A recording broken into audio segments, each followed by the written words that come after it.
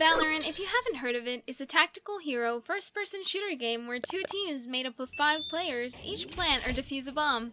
It essentially mashed together CSGO's tactical shooter mechanics and Overwatch's hero abilities. Developed by Riot Games, Valorant, through character design, color choices, and painterly aesthetics, is defined by an iconic style that is both practical for the type of game it is, while also appealing to a global audience.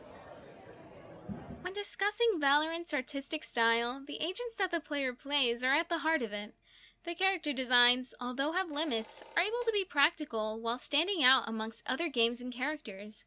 One might wonder why it is necessary that the character design needs to be practical. The reason is the same as to why it is unlikely that characters will get any extreme changes in their designs if skins were ever implemented. It is because one needs to be able to differentiate what a character is from a glance or from far away, since that can influence and turn the tide of games. For example, if you see a blur of the color sky blue, you know it has to be Jet, or vice versa with an emerald green pertaining to Viper. This is important since if you know what agent is up ahead, you can make informed decisions about how to approach a situation, since utility or abilities vary with the agents.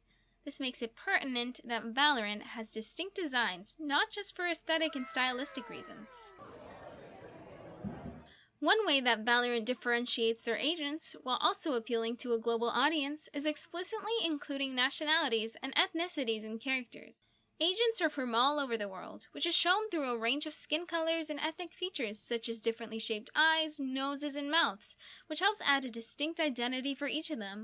One character in particular that hits close to home for me is the newly released Gekko, who is a young Mexican-American man.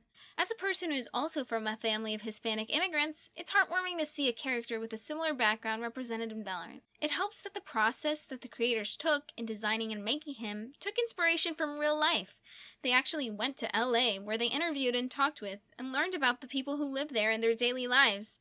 It helped make Gekko steeped in the Mexican heritage from his immigrant parents.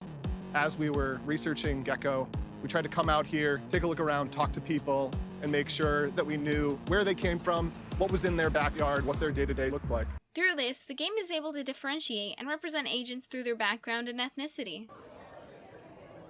For each character, there are also themes around them aside from their nationality and ethnic background that help differentiate them.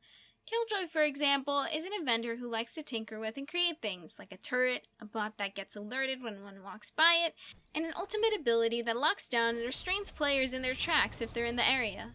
As a sentinel, her name and the X's on her jacket show how she's meant to be an agent that stops and slows down enemy pushes by being a killjoy. Gekko, who was mentioned earlier, is also helped by following a specific theme of being a beast tamer. Warm, nature, and earth tone colors such as greens and browns color his clothing and hair. Few accents of purple and blue grays switch it up while showing how he's special with radiant abilities. These themes help with making the agents look different while providing a specific style guide for how the agents are designed.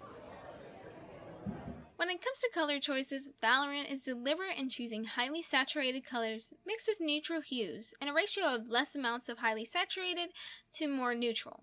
This, in effect, makes the game lively, approachable, with a pop art appeal. For instance, when comparing the lineup of colors in character designs, one can see highly saturated yellows, oranges, magentas, blue, green, and purple.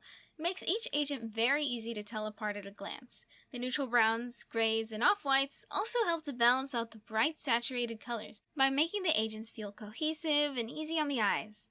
These colors are also used in the maps in a similar way, with mostly neutral desaturated reds, browns, and grays being used in the backgrounds, with the occasional bright greens and oranges for radiant boxes.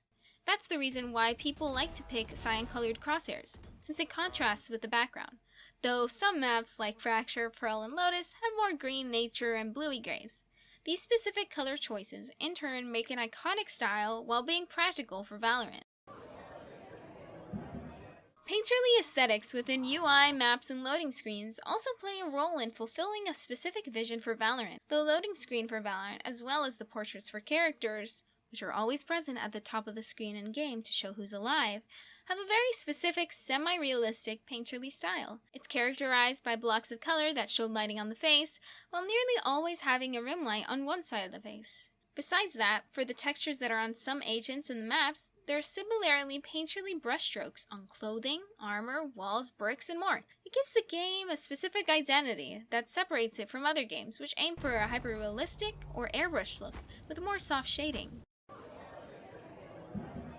Though it has a specific style, because of the game it is, there are limits in design and character that might have made the game or cast of agents more defined and iconic. One might not have noticed, but all their bodies are the same fit, athletic builds and the same height. The reason for this is because in-game, their bodies and heights must stay consistent because the game uses the same size hitbox, fit to the Agent Brimstone. Comparably, in Overwatch, there is a much larger range of designs, though this is due to its different gameplay. Despite this, because of the distinct nationalities, theme designs, and colors, the characters are still distinguishable between each other and among media. In turn, Valorant, though limited by its game genre, is phenomenal with how it creates its own visual identity with distinct colors, characters, and painterly aesthetics. It is also very appealing globally with multiple nationalities being represented by agents. It makes me wonder how the art style's benefits could be used or seen in other games like Genshin Impact, Overwatch, and more. In a future video, it could also be worth breaking down the painterly style that's carried over to other Riot properties such as League of Legends Arcane and other Valorant cinematics. Thank you for watching, and I'll see you in the next one.